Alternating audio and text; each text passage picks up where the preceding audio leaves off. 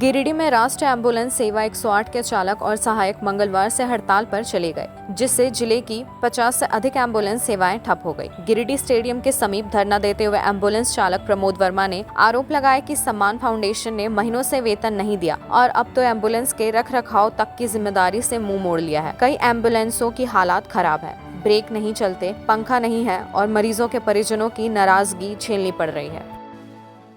गिरिडीह हमारे पास जो समस्या आ रहे हैं, पूर्वी स्ट्राइक किए हुए थे हम लोग, उस वक्त हम लोगों को आश्वासन दिया गया था, लेकिन वो आश्वासन हमारा सिर्फ लिखित ही रह गया। अभी तक ना उसके ऊपर प्रोसेसिंग हुआ है, ना और कोई तरह का बात हुई है। बोला जा रहा है कि ज्वाइनिंग लेटर, उसमें बोला गया था कि आपको 15 मई तक आपको ज्वाइनिंग लेटर और जो हमारा रेस्ट अमाउंट है वो सारे आपका क्लियर कर देंगे, लेकिन आज तक हम लोगों को मात्र ये 10 या 12 हज़ार रुपये मिले हैं करके। किसी को 2000, किसी को कुछ इस तरह से हम लोगों का रवैया देखते हुए कंपनी का हम लोग बहुत तंगी आ गए हैं। क्या कहें, कुछ तरह का बात ही नहीं हो पा रहा है। ना स्कूल का फीस भर पा रहे हैं, ना कोई अपना घर कर रहे हैं, ना किसी व्यक्ति ने अगर कहीं EMI पे गाड़ी ले लिया है, खुदा न खास्ते तो EMI नहीं भर पा रहा है 2000 का, क्योंकि उसे खाना है। सबसे पहले हमारा जो मांग है वो ज्वाइनिंग लेटर ही करे। उसके बाद जो पूर्व में कार्य कर रहे थे हमारे कंपनी में कर्मचारी, जो भी कंपनी में, उसके अनुकूल जो पेमेंट कर रहे थे, उसके श्रेणी जो वो कुशल श्रेणी में हम लोगों को रखा गया था, वो कुशल श्रेणी में हम लोगों को रखे और PF ESIC अति शीघ्र चालू करें। ना चालू करने के आज हमारा 6 महीना बीत गया कंपनी के साथ और हमारा PF ESIC नहीं हुआ। 6 महीना के अंदर में हमारे पास 2 घटना घट चुका। एक राहुल राय का नाम है, जो उसका बैग से पीछे से कोई ट्रक वाले मार दिए थे। तो ऐसे कंपनी में काम करने से हम लोगों को क्या फ़ायदा है, जब हमारी सेफ्टी नहीं है। आज तक हमारे पास मेडिसिन नहीं मिला। उसमें बोला गया था कि आपको 15 मई तक सभी का हेल्थ किट सारे लोग गाड़ी में उपलब्ध हो जाएगा। एक भी गाड़ी में देख लीजिए, जो पुरानी कंपनी दी है वो भी एक्सपायर हो गई होगी दवा, वो दवा भी पड़ा हुआ है, वो सामान पड़ा हुआ है, लेकिन अभी तक हमारी इस गाड़ी से एक भी गाड़ी में कोई किट नहीं आया। हम कैसे पेशेंट को सेवा दे सकते हैं? गाड़ी किसी भी हालत में चलने जैसा नहीं है।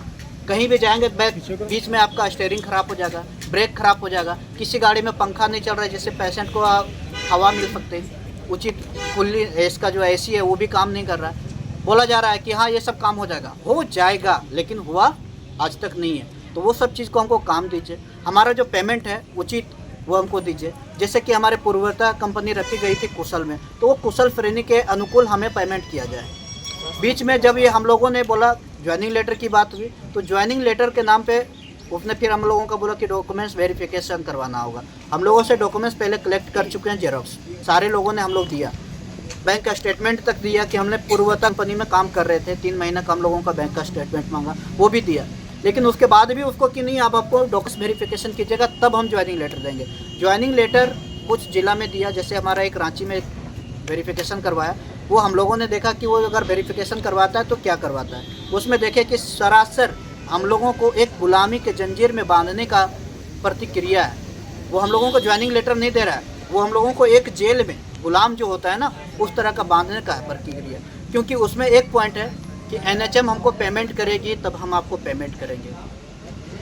तो NHM पेमेंट करेगी, आप टेंडर लिए हैं, आपके अंडर हम काम कर रहे हैं। हम तो गवर्नमेंट के अंदर काम नहीं कर रहे हैं। आपकी ही भाषा कंपनी जो बोल रही है उसी के अंदर कि आप तो हमारे अंडर काम करते हैं, कंपनी के अंडर में, गवर्नमेंट के अंडर में। हाँ, गवर्नमेंट का काम कर रहे हैं, लेकिन हम कंपनी से लिए। लेकिन गवर्नमेंट उनको टेंडर में ये भी लिखा गया कि जब तक हम पेमेंट करें या ना करें, आपको तो स्टाफ का पेमेंट करना, हमारा काम बाधित नहीं होना चाहिए। तो हम लोगों का पेमेंट आज तक क्यों नहीं किया?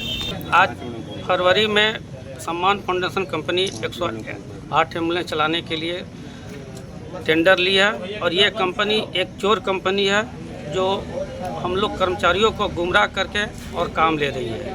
ये 30 दिन काम करवा करके और हम लोग को पेमेंट दे रही है। किसी को 2600 रुपया, किसी को 2000 रुपया, इस तरीके से ये पेमेंट दे रही है। और फरवरी से आए हुए आज कंपनी का लगभग 5 महीना हो गया है। तो आप बताइए कि हम लोग आज फरवरी से कंपनी आज 5 महीना हो गया और मात्र अभी तक पेमेंट दिया।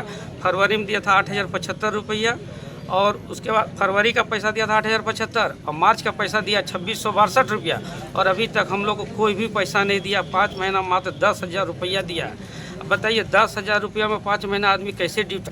अभी हम जो है सो अपना मेरा जो शादी में जो चैन उन जो मिला था उसको बेच करके अभी हम अपना इलाज कराएं और अभी आप लोगों के पास में हम सुरक्षित हैं, जिसका मेरे पास में पूरा प्रूफ है, वीडियो के साथ है।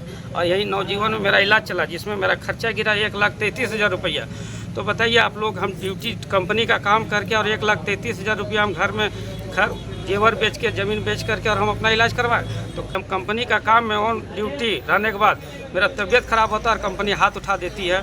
तो आप आज हम लोग को ऐसा स्थिति से गुजर रहे हैं कि आप लोग को हम लोग सहारा लेना पड़ रहा है। हम लोग को बोला जा रहा है डॉक्यूमेंट वेरिफिकेशन कीजिए तब आपका नौकरी सेफ है, और डॉक्यूमेंट वेरिफिकेशन के नाम से 86 को पॉइंट निकाला है। 86 को पॉइंट में निकाला कि अगर आपको हम 2,000 रुपये दे रहे हैं तो 2,000 में ही आपको ड्यूटी करना है।